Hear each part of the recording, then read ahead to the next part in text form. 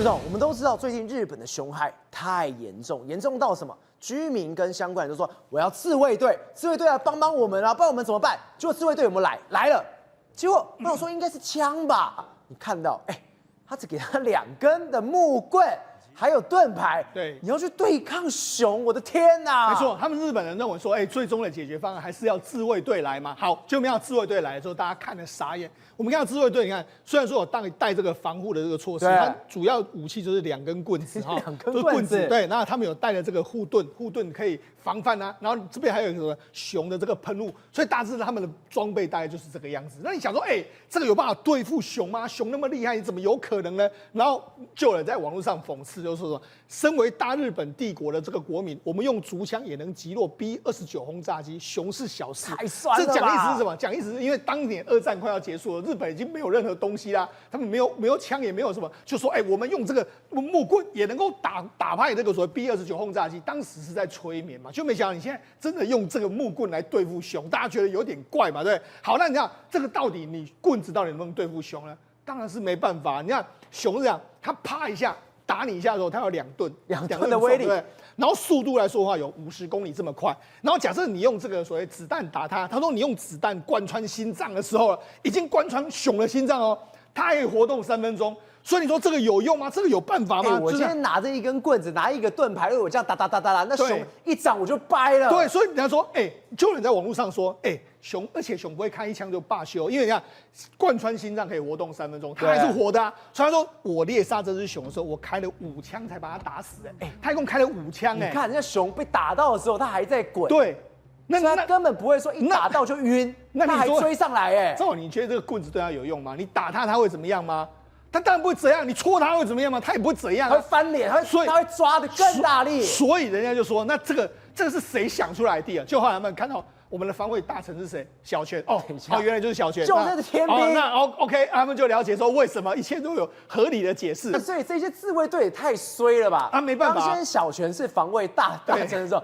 大哥，你都叫我拿棍子跟盾牌，所以一切就有合理的解释了嘛。好，那除了这个小泉之外，那你想这个我们的这个所谓中央的部队，这个自卫队没办法的时候，那怎么办？警方来，好，所以警方怎么办？也是现在事实上在第一线都是警方。对，那因为警方实在太这个受到这个熊害太严重，他们现在就这样说。他们现在已经允许，就是说你用步枪可以驱离熊，但是也是驱离熊。然后另外一个警方还在严守，因为现在最严重就是严守跟秋田嘛，他们布了2支团队可以因应熊的危机，他们有狙击手。等一下，你看到我们刚刚讲自卫队只能这样，对不对？这是严守跟秋田对自己公布说。警察，我让你开枪。对，没错。我们没有自救的话，熊真的要攻进来了。一般的是只能够这个开枪示警。对。但是他们在这2个县里面来说，有2名狙击手，就是说，你看他们配置是这样子，一队有4个人，4个人里面来说有一个指挥官，然后有一个这个联络官，就联络官跟当地政府说，哪里有人啊，哪里有熊啊，我们要去处理的。然后有2名狙击手。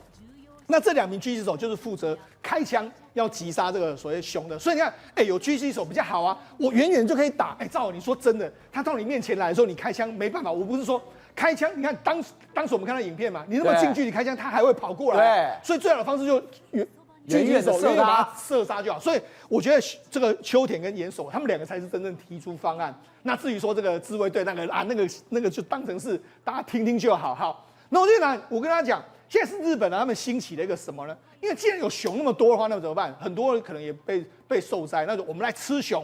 所以你看，事实上现在开始什么熊的火锅啦、熊的烧肉都有。你看，还有熊的罐头，在这个地方，对不对？然后有熊的火锅啦。事实上，我跟他讲，你去北海道很多地方是可以吃熊的，甚至你还可以吃熊掌都可以。他们那些是合法捕猎的这个熊。对。那只是说，因为过去乏人问津，大家想到熊也没有那么好吃，大家想算了，就没有。因为今年熊害起来，说大家反而很想吃，因为什么？就帮忙灭熊嘛。除了我们要讲火锅啦，然后还有罐头之外，还有什么？现在还有熊串烧，对，2本800yen，就是2串800yen。所以实际上日本现在就因为熊害的关系，他们就兴起了一个吃熊。所以我就说了，这搞不好会变成是一个日本的新崛起的一个美食啊！而且他们还说什么？这个所谓的熊肉，他们形容什么？入口即化我。们过去也听过一句鱼与熊掌不可兼得。对实际上有些人吃过熊掌，是说熊掌很好吃。那至于熊肉怎么样，我也不知道。那如果你真的有兴趣的话，或许你到日本的北部去旅行的时候，可以去吃吃看熊肉的滋味。真的，我们刚刚讲，日本现在有熊害，现在韩国是什么？他们最近的灾难事件也太多了吧？你看到这个画面的时候，吓死了。韩国的发电厂竟然在一瞬间的时候，嘣，它就直接倒塌下来了。结果更可怕的是什么？倒塌下来之后，下面还有7个人，他在短时间之内，你要他跑吗？没办法跑，因为你看到画面，一瞬间下来，全部7人都被活埋了。是，其实这个公安意外其实是非常不幸的因为我们平常认知的这个电厂的公安意外，通常这种没有依照 SOP 而爆炸，可这个公安意外则是发生在一个这个已经停止使用的锅炉。你知道吗？它已经运作了，努力运作了40年，它2021年停止使用，所以这个蔚山发电本部想要把它拆除就委外拆除，结果没想到拆到一半的时候，崩塌。现场听说有7到9人但是已经拉出2个人是重伤，目前有多少人在里面不确定，可能是5个，可能是7个。那这个问题就出在什么？因为这个锅炉它非常非常的大，你知道它多高吗？Leo姐，一个锅炉。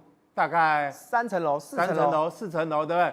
它60到70公尺所以它20几层楼高，非常20几层楼高。结果你今天你要拆，对，你看你已经说它用了这么久了，对，你至少拆应该会有方法。对，然后再说下面怎么还有人？没错。结果你一拆那个啪下来，崩解了，对，吓死了。你这个韩国人没有办法去理解，然后因此现在舆论很多在质疑这个公安那现在这个韩国他就成立一个应变总部，就是中央这个事故应变的这个中心呢，他们来调查。目前据了解，他们是这样讲，他们说他们在使用这个氧燃料在切割的时候，氧燃料就是用氧来加热这个切割的热度。在切割它的支柱角的时候，因为它原本是要用什么爆炸来爆炸这个锅炉，可是，在爆炸之前，它要先这个脆化这个结构，所以它在用这个氧燃料在切割的时候呢，不知道为什么好像没有算好，在切割它的支撑角的时候，可能是结构重心的突变，所以它就旋转之后整个就垮下来，所以下面的人根本来不及逃，也没有时间逃。就这样子被压在下面。对，那这个东西它很特别，就是说，这种公安意外通常就是总理出来就好了，对不对？你知道，连总统也出来，总统李在明跟总理这个金明熙2个人都双出来，然后再强调说，我们要以救灾为优先，抢救人命为优先。来，你知道为什么吗？因为这个蔚山发电厂它是属于韩国东西电力公司，而韩国东西电力公司是谁的？你知道吗？就是韩国电力公社的。